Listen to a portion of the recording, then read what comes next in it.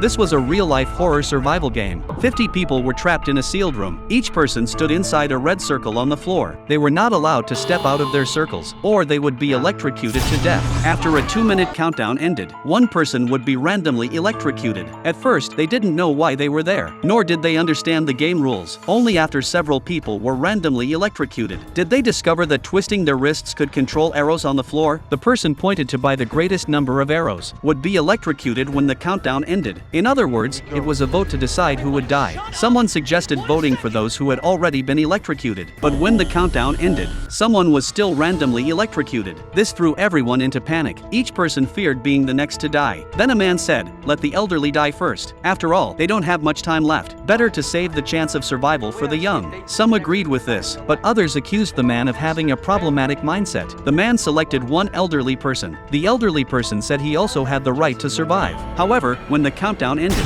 the elderly person was electrocuted. More elderly people were eliminated one by one. Just as most of the elderly were about to be eliminated, they suddenly questioned what age counted as elderly. Most people present were middle-aged. If all the elderly died, would it be their turn next? The man who had proposed the idea became the target of criticism. Before he could defend himself, they voted him out and eliminated him. At this moment, a police officer recognized someone familiar. That person had been to the police station before for assaulting his wife, and the officer had handled the case. The officer suggested eliminating criminals first. Though the person insisted he had never been to the police station, he was still voted out. So, everyone decided to find and eliminate the bad people first. But who exactly were the bad people? Their attention turned to a black man. The man suspected racial discrimination and said, "Why not just eliminate all black people?" They explained it wasn't about racism. Many white people had also died earlier. However, the police officer claimed that in his career, he had always seen black people committing crimes, and thought the man was just using accusations of racism as an excuse to avoid elimination. Unexpectedly, when the countdown ended, the police officer was quietly voted out. Then a man urged everyone to unite, saying the most important thing now was to escape. He proposed that everyone vote for the person next to them, so that each person would get exactly one vote, resulting in a tie, and they could all try to survive together.